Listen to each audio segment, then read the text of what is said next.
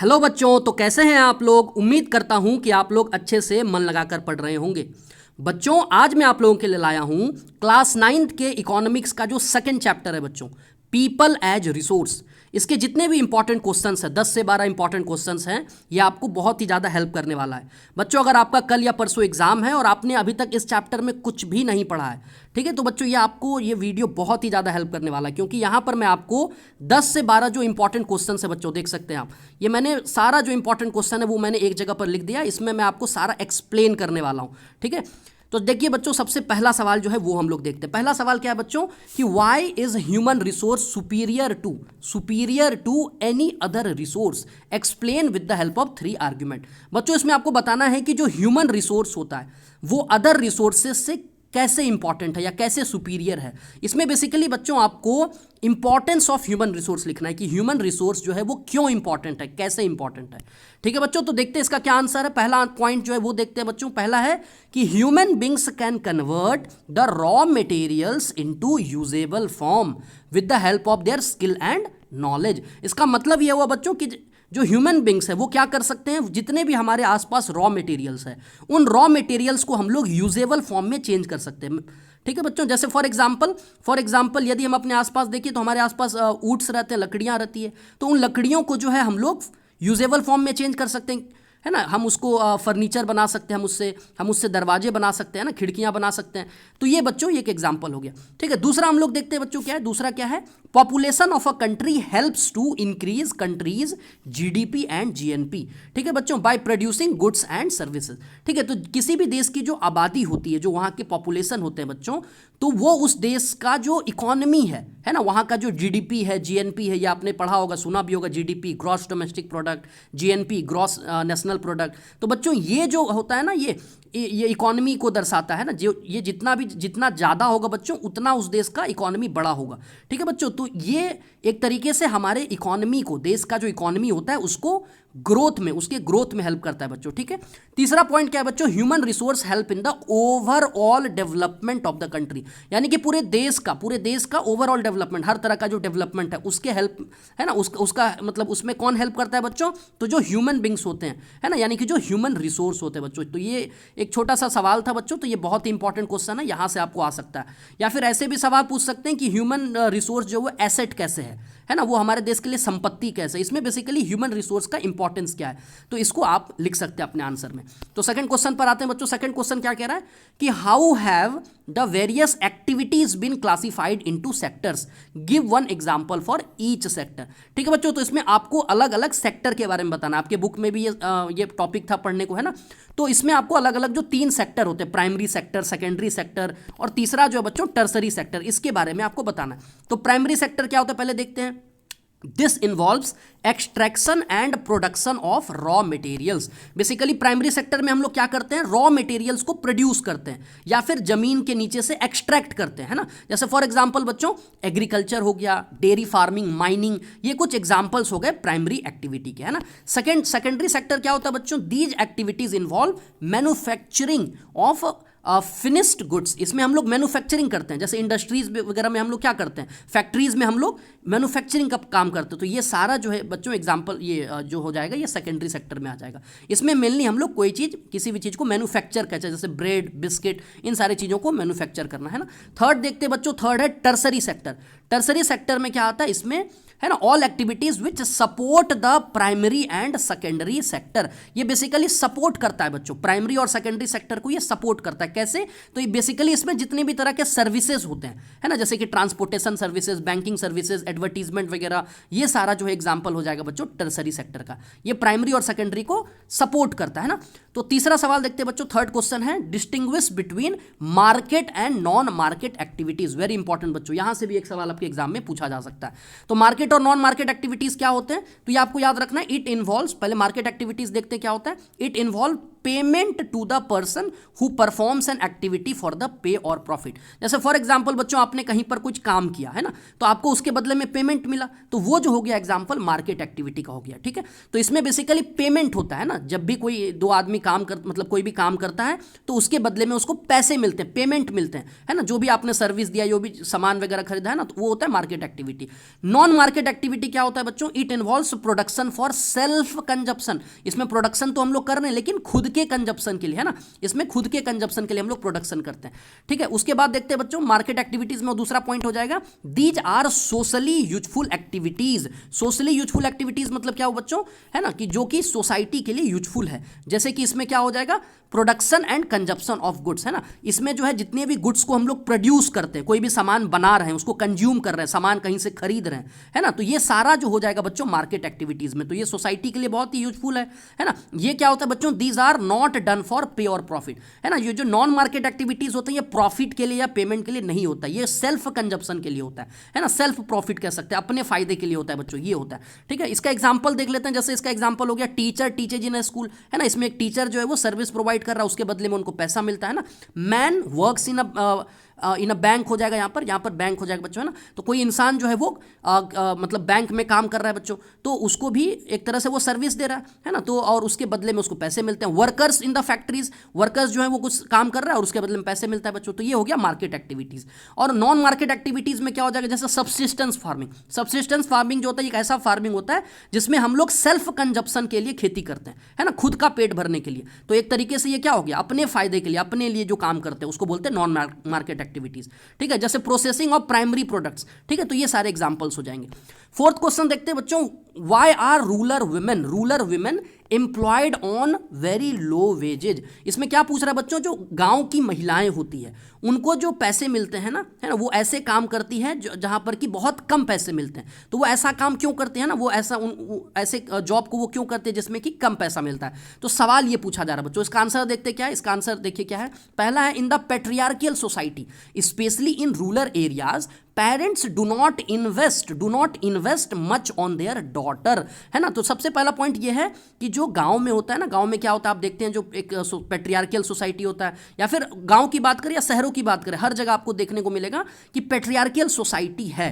तो patriarchal society की वजह से बच्चों जो माता पिता होते हैं वे अपने मतलब बेटियों पर खर्च नहीं करते हैं ना, they don't invest in their daughter, है ना, उनके एजुकेशन में खर्च नहीं करते हैं। तो इसीलिए जो है उनको जॉब अपॉर्चुनिटीज उतना नहीं मिल पाता है। तो ये हो गया बच्चों। दूसरा क्या है, in rural areas girls are not given proper education और skill training for doing job, है ना, वहां पर उतना अच्छा एजुकेशन भी नहीं होता, प्रॉपर एजुकेशन नहीं मिल पाता, स्किल ट्रेनिंग वगैरह नहीं मिल पाता महिलाओं को या लड़कियों को, तो जिसकी वजह से उनको अच्छा जॉब नहीं मिल पाता। तीसरा क्या है बच्चों, girls are involve more in household duties and there is a traditional belief that they should not go out of home to work, है ना। तो ये भी एक मान्यता है, गाँव सब में जाएंगे या, है ना, ये लोग मानते हैं कि घर लड़कियों को बाहर नहीं जाना चाहिए, है ना, काम करने के लिए, तो ये और उनको केवल घर का काम करना चाहिए। तो ये जो स्टीरियोटाइप है बच्चों, इस तरह के स्टीरियोटाइप की वजह से जो है जो महिलाएं हैं वो काम तो करती है, लेकिन जो छोटे मोटे काम होते हैं, ऐसे काम जहां पर कि उनको कम पैसा मिलता है बच्चों।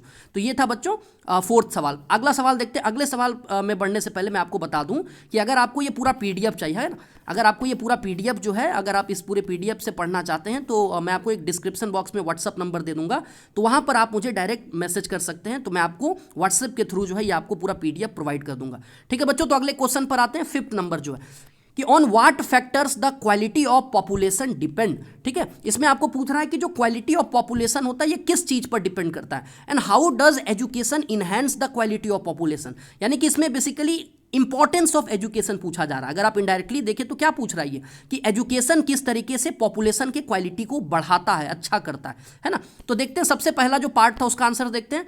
The quality of population depends upon literacy rate, है ना, यानी कि साक्षरता दर, मतलब कोई भी मतलब किसी भी देश में कितना जो है वहाँ के लोग पढ़े लिखे, उसको बोलते हैं लिटरेसी रेट, है ना। हेल्थ जो है उस पर डिपेंड करता है, लाइफ एक्सपेक्टेंसी इस पर भी डिपेंड करता है बच्चों, और स्किल फॉर्मेशन, है ना, इन सारे चीज़ों पर जो है किसी भी देश, है ना, का जो क्वालिटी ऑफ पॉपुलेशन है वो डिपेंड करता है। यानी कि वहाँ की जो आबादी है, वहाँ का जो पॉपुलेशन है वो कितना अच्छा है, उसके अंदर कितना क्वालिटी है, ये इन सारे फैक्टर्स पर डिपेंड करता है बच्चों। उसके बाद हम लोग बात करते हैं इंपॉर्टेंस ऑफ एजुकेशन का, है ना, जो अगला जो पार्ट था इसका कि एजुकेशन का क्या इंपॉर्टेंट। तो पहला क्या है बच्चों, better educated people earn higher incomes, है ना, because of higher productivity of the more educated person, this helps in the growth of society, है ना। तो बच्चों देखिए होता क्या है, जो पढ़े लिखे लोग होते हैं, आप जानते हैं, है ना, जो पढ़े लिखे लोग होते हैं तो वो अच्छा जॉब करते हैं और उनको अच्छा पैसा मिलता है, अच्छा इनकम होता है उनका, है ना, और इसकी वजह से वो जो है सोसाइटी के ग्रोथ में हेल्प करते हैं। सेकंड पॉइंट देखते हैं बच्चों, the quality of population ultimately decides the growth rate of the country, यानी कि, है ना, जिस भी देश में बच्चों जितना ज़्यादा जो है पढ़े लिखे लोग होंगे, जितना ज़्यादा लिटरेट लोग होंगे, वो देश उतना ज़्यादा ग्रोथ करेगा, है ना। जैसे हम बात करते हैं जो वेस्टर्न कंट्रीज है, वहाँ पर देखेंगे एजुकेशन का जो लेवल है बहुत अच्छा है ना, तो इसकी वजह से वो सारे जो देश है वो काफ़ी ज़्यादा आगे हैं, डेवलप्ड कंट्रीज में आते हैं बच्चों, है ना। तो ये आपको याद रखना है कि जो देश का ग्रोथ है वो किस पर डिपेंड करता है, एजुकेशन पे। जितना ज़्यादा पढ़े लिखे लोग होंगे देश में, उतना ज़्यादा वो देश आगे बढ़ेगा। थर्ड पॉइंट क्या है बच्चों, education enhances the national income, है ना, और उसके अलावा cultural richness and increases the efficiency of governance. ये भी देखिए बहुत ही इंपॉर्टेंट पॉइंट है। तो किसी भी देश का जो नेशनल इनकम है, national income against GDP, GNP, इसको नेशनल इनकम कहते हैं ना बच्चों। तो ये बेसिकली देश के इकोनॉमी को ग्रो करने में हेल्प करता है, वहां के कल्चर को और ज्यादा अच्छा बनाता है, और तीसरा जो है गवर्नेंस में हेल्प करता है ना, वो देश और अच्छे से गवर्न हो पाता है। तो ये आपको याद रखना है बच्चों। सिक्स्थ क्वेश्चन देखते हैं, अगला जो सवाल है कि व्हाट इज अनएम्प्लॉयमेंट। मैं कहूं तो ये सबसे ज्यादा इंपॉर्टेंट क्वेश्चन है बच्चों, यहां से आपको पक्का एक क्वेश्चन जरूर मिलेगा। ये वाला सवाल जो है इसको आप जरूर अच्छे से अच्छे कर, मतलब एकदम अच्छे से करके जाइएगा। यहां से एक क्वेश्चन फिक्स है ये कि what is unemployment, name the types of unemployment prevailing in India और डिसएडवांटेज ऑफ अनएम्प्लॉयमेंट। इसमें बच्चों 3 पार्ट है। पहला है कि अनएम्प्लॉयमेंट क्या होता है, दूसरा टाइप्स ऑफ अनएम्प्लॉयमेंट लिखना है, और तीसरा जो है कि डिसएडवांटेज क्या है, यानी कि प्रॉब्लम्स क्या, अगर किसी भी देश में अनएम्प्लॉयमेंट बहुत ज़्यादा है तो उससे उस देश को क्या नुकसान होने वाला है। तो बहुत ही आसान सवाल है। तो सबसे पहले देखते हैं बच्चों अनएम्प्लॉयमेंट क्या होता है। तो अनएम्प्लॉयमेंट एक ऐसा सिचुएशन है, unemployment is a situation when people who are willing to work at the giving wages but can not find job. यानी कि सिंपल शब्दों में कहें तो एक ऐसा सिचुएशन है बच्चों अनएम्प्लॉयमेंट, जिसको हिंदी में हम लोग बेरोजगारी कहते हैं ना। तो जिसमें कि जो लोग हैं, किसी भी देश के लोग हैं, वो काम तो करना चाहते हैं, है ना, जो भी उनको वेज मिल रहा है वो काम तो उस वेज पे करना चाहते हैं, लेकिन उनको जॉब ही नहीं मिल पाता है, उनको जो है नौकरी ही नहीं मिल पाता है। तो ऐसे सिचुएशन को हम लोग क्या कहते हैं, अनएम्प्लॉयमेंट। अब बच्चों बात करते हैं टाइप्स ऑफ अनएम्प्लॉयमेंट के बारे में। तो पहला जो टाइप है वो है सीजनल अनएम्प्लॉयमेंट। सीजनल अनएम्प्लॉयमेंट क्या होता है, it happens when people are not able to find the job during some months of the year। यानी कि पूरे साल में कुछ महीने ऐसे होते हैं बच्चों जब लोगों को जो है जॉब ही नहीं मिल पाता है, और ये सबसे कॉमन होता है बच्चों एग्रीकल्चर में, है ना। People dependent upon agriculture usually face this kind of unemployment. यानी कि, है ना, जैसे फॉर एग्जांपल आपको बताऊं तो जैसे आप देखेंगे कि गांव में जो है जबकि जब बुआई का सीजन आता है ना, जब सोइंग का सीजन आता है, जब हार्वेस्टिंग का सीजन आता है, तो उस समय जो है लोगों को जॉब तो मिलता है, लेकिन जब ग्रोइंग पीरियड होता है ना, उस समय जो है बच्चों जब फसल का जो ग्रोइंग पीरियड होता है लोगों को जॉब नहीं मिल पाता है, तो उस समय वो अनएम्प्लॉयड हो जाते हैं। तो पूरे साल भर में उनको नौकरी नहीं मिल पाता है, कुछ ही महीनों में उनको नौकरी मिलता है। इसी को हम लोग कहते हैं बच्चों सीजनल अनएम्प्लॉयमेंट।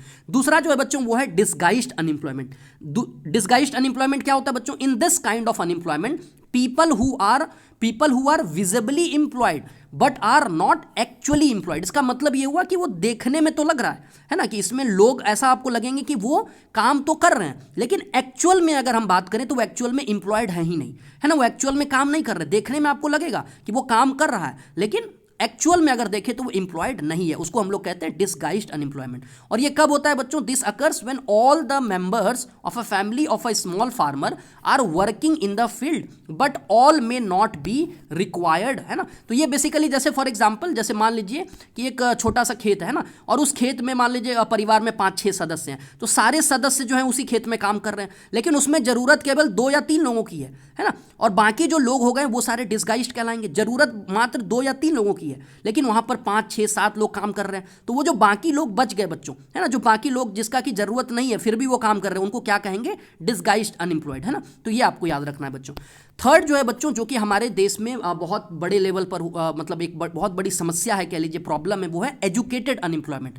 और ये खासकर कहां पर प्रिवेलेंट है बच्चों, अर्बन एरियाज में, जो शहरी इलाके हैं। इसमें क्या होता है बच्चों, in this educated individuals can't find jobs that match their qualification, skill and education level. Basically इसमें क्या होता है कि जो भी एजुकेटेड लोग होते हैं ना, उन्होंने पढ़ाई पूरी कर ली, है ना, सारा कुछ कर लिया, लेकिन उनको जो है अपने क्वालिफिकेशन, अपने स्किल के अकॉर्डिंग जो है जॉब नहीं मिल पाता जाता है ना। तो पढ़े लिखे लोग जब बेरोजगार हो जाते हैं, जब उनको नौकरी नहीं मिल पाती है, तो हम लोग उसको क्या कहते हैं, एजुकेटेड अनएम्प्लॉयमेंट। और ये ज़्यादातर कहाँ पर प्रिवेलेंट है, तो अर्बन एरियाज में।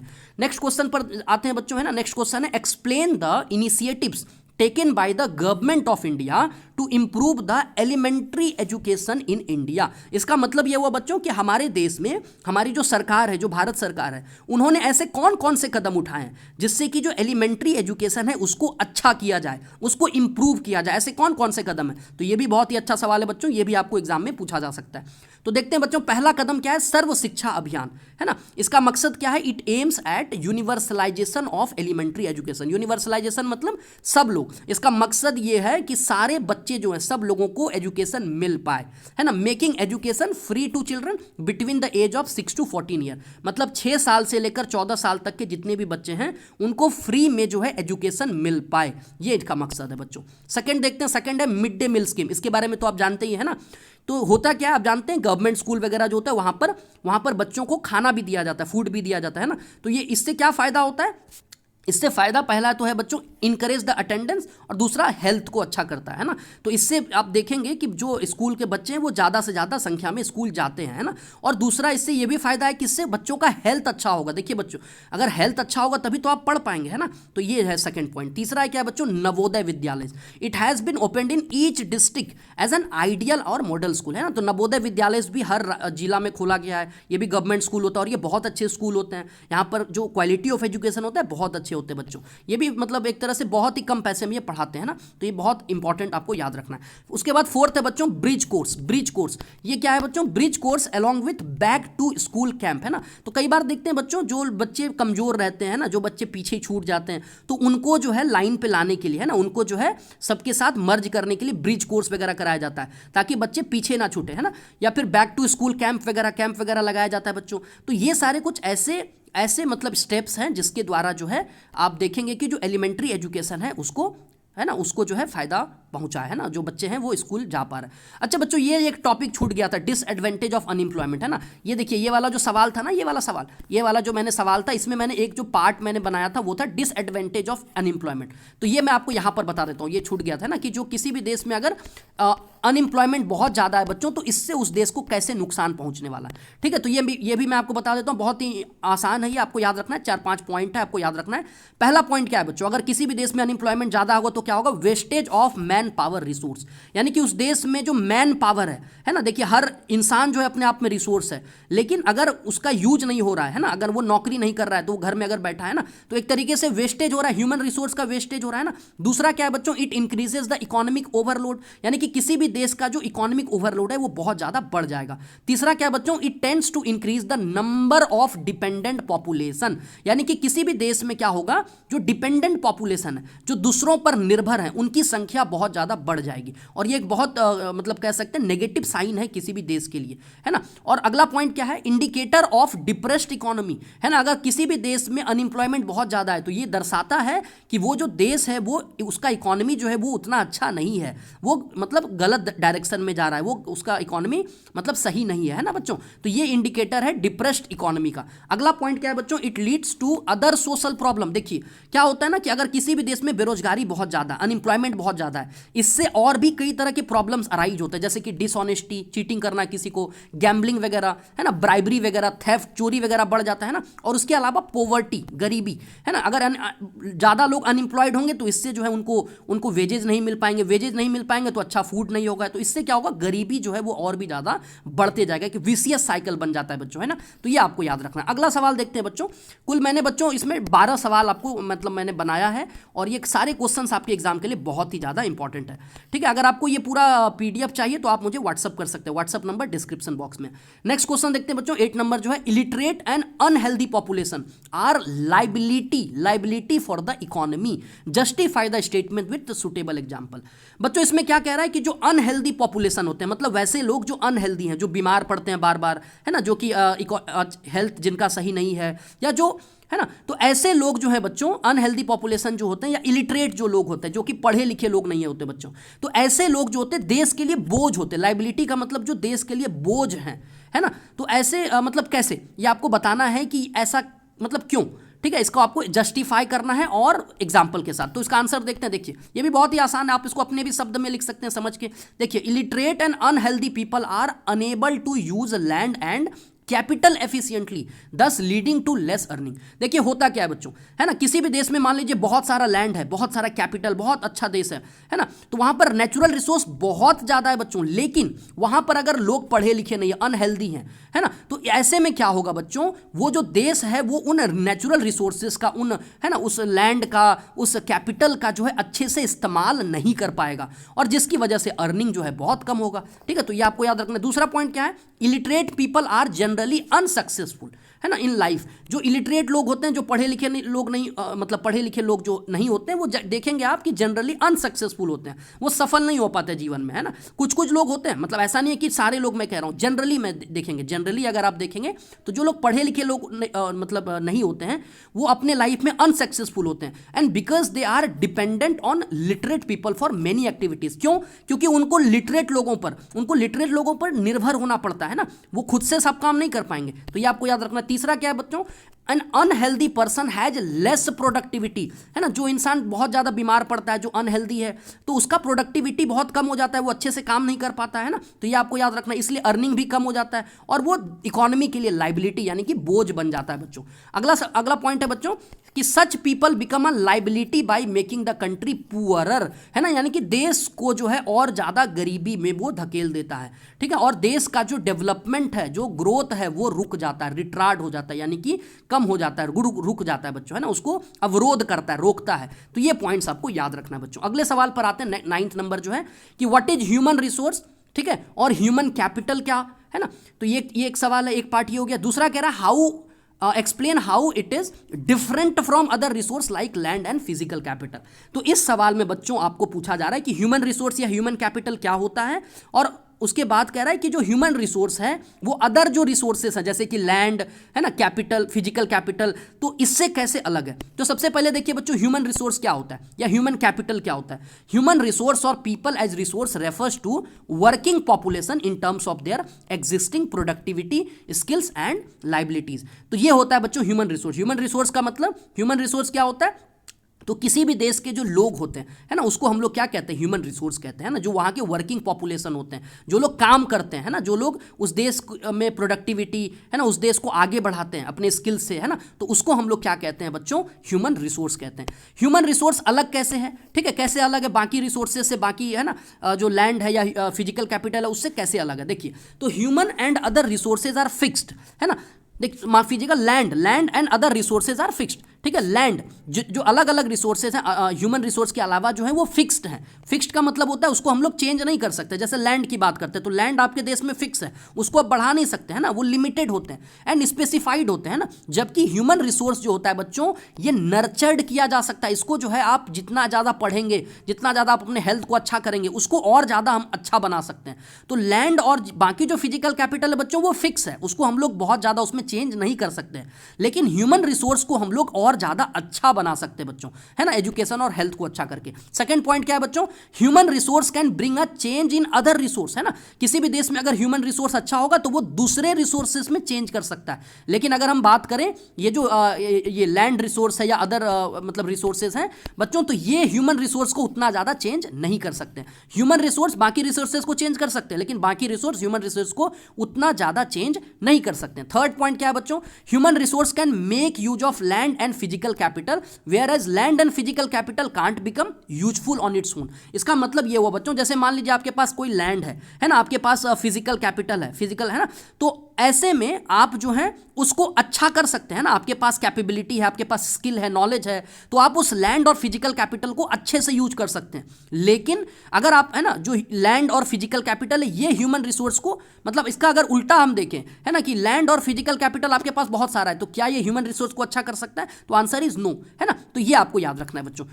10वां क्वेश्चन देखते हैं, 10th क्वेश्चन जो है कि इकोनॉमिक एक्टिविटी और नॉन इकोनॉमिक एक्टिविटी में क्या डिफरेंस होता है। Very important, again this question is very important. Important for your exam, okay, you have to remember. तो इकोनॉमिक और नॉन इकोनॉमिक एक्टिविटीज में क्या अंतर होते हैं बच्चों? देखिए, इकोनॉमिक एक्टिविटीज क्या होते हैं? These activities are related to wealth और मनी, है ना। इकोनॉमिक एक्टिविटीज वो एक्टिविटीज होते हैं जो कि वेल्थ या फिर मनी यानी कि पैसे से जुड़ा हुआ होता है, जबकि नॉन इकोनॉमिक एक्टिविटीज क्या होते हैं बच्चों? These are not related with money, है ना, ये पैसे से जुड़ा हुआ नहीं होता, इसमें पैसे का लेन देन नहीं होता है। लेकिन फिर हम लोग मतलब ये इसमें कौन से एक्टिविटीज आते हैं? तो ये इसमें वो सारे एक्टिविटीज आते हैं जो कि हम लोग प्लेजर के लिए करते हैं, लव के लिए करते हैं, अफेक्शन के लिए, है ना। तो इसमें मतलब अपने, है ना, अपने मन को शांति देने के लिए, अपने मन को प्लेजर देने के लिए, लव के लिए, है ना, अफेक्शन के लिए, तो ऐसे एक्टिविटीज को हम लोग नॉन इकोनॉमिक एक्टिविटीज कहते हैं बच्चों। इसमें पैसे का लेन देन नहीं होता है, इसमें पैसा इन्वॉल्व नहीं होता है बच्चों। उसके बाद सेकंड पॉइंट देखते हैं, हाँ, इसमें एग्जाम्पल देखिए बच्चों, है ना। इकोनॉमिक एक्टिविटी का एग्जाम्पल हो जाएगा टीचर टीचिंग इन क्लास। देखिए, टीचर जब स्कूल में पढ़ाता है क्लास में, तो है ना, उसको बदले में उसको पैसे मिलते हैं, तो ये क्या हो गया? इकोनॉमिक, एक तरह से टीचर सर्विस दे रहा है, बदले में उनको पैसे मिल रहा है। उसके बाद फ्रूट सेलर सेलिंग फ्रूट्स, इसमें भी देखिए मनी का इन्वॉल्वमेंट है। अच्छा, इधर का एग्जांपल क्या हो जाएगा बच्चों? नॉन इकोनॉमिक एक्टिविटीज का mother taking care of a child, तो क्या माँ को जो है पैसा मिलता है? नहीं मिलता है। फादर टीचिंग हिज चाइल्ड, है ना, अगर एक फादर है वो अपने बच्चे को पढ़ा रहा है तो उनको उसको भी पैसा नहीं मिलता है ना। तो इसमें जो है बच्चों, इसमें एक तरीके से वैसे एक्टिविटीज आते हैं जो जिसमें कि पैसे का लेन देन या इन्वॉल्वमेंट नहीं होता है। थर्ड पॉइंट क्या है बच्चों? These are done with the expectation of earning and income in return. इसका मतलब यह हुआ बच्चों कि ये एक्टिविटीज क्यों किए जाते हैं, है ना, जितने भी इकोनॉमिक एक्टिविटीज है उसको परफॉर्म क्यों करते हैं? इस एक्सपेक्टेशन से, है ना, कि बाद में हमको जो जाकर इनकम मिलने वाला है ना, इसके बदले में हमें पैसा मिलने वाला, इनकम आने वाला है, तो इसलिए जो है ये परफॉर्म किया जाता है। जबकि नॉन इकोनॉमिक एक्टिविटीज क्यों परफॉर्म किया जाता है? इसका मकसद क्या होता है? मेंटल और साइकोलॉजिकल सेटिस्फैक्शन इन रिटर्न। इसका मेन मकसद है कि मेंटल पीस, है ना, कि हमें सेटिस्फैक्शन मिल पाए, साइकोलॉजिकल सेटिस्फैक्शन मिल पाए, तो ये इसका मकसद होता है बच्चों, ठीक है। उसके बाद 11th नंबर देखते हैं बच्चों, ये सेकंड लास्ट क्वेश्चन है, इसके बाद एक और लास्ट है, उसके बाद ये खत्म हो जाएगा बच्चों, है ना। बस इतना ही सवाल आपको अच्छे से करके जाना है, आपको फुल में फुल मार्क्स आ जाएगा इस चैप्टर से, ठीक है। अगला सवाल है, why is educated unemployment a peculiar problem of India? Very important, ये आपका एनसीईआरटी का सवाल है बच्चों, आपका एनसीईआरटी का जो बैक में एक्सरसाइज है वहां से ये सवाल मैंने लिया है और ये बहुत बार पूछा गया। इसमें क्या है, इसका मतलब क्या हो बच्चों, कि हमारे देश में जो पढ़े लिखे युवा, पढ़े लिखे लोग जो बेरोजगार हैं, जिनको नौकरी नहीं मिल पाती है, ये क्यों सबसे बड़ा प्रॉब्लम है? ये ऐसा मतलब ये बहुत बड़ा प्रॉब्लम आज बनते जा रहा है, क्यों, है ना। तो इसका आंसर क्या, देखिए, many youth with matriculation, graduation and post graduation, है ना, are not able to find job, है ना। तो सबसे बड़ा दिक्कत ये है कि हमारे देश में बहुत सारे लोग मतलब पढ़ लेते हैं, डिग्री मिल जाती है उनको, है ना, उन्होंने क्लास 10 तक पढ़ लिया, ग्रेजुएशन भी कर लिया, पोस्ट ग्रेजुएशन तक कंप्लीट कर लिया, लेकिन उसके बावजूद भी उनको जो है जॉब नहीं मिल पाता है। दूसरा क्या है बच्चों, ये ज्यादातर अर्बन एरियाज में होते हैं ना, शहरी इलाके जो होते हैं वहां पर ये देखा जाता है ना। There are large number of educated people which pass out every year from educational institution, but only handful of them find suitable job.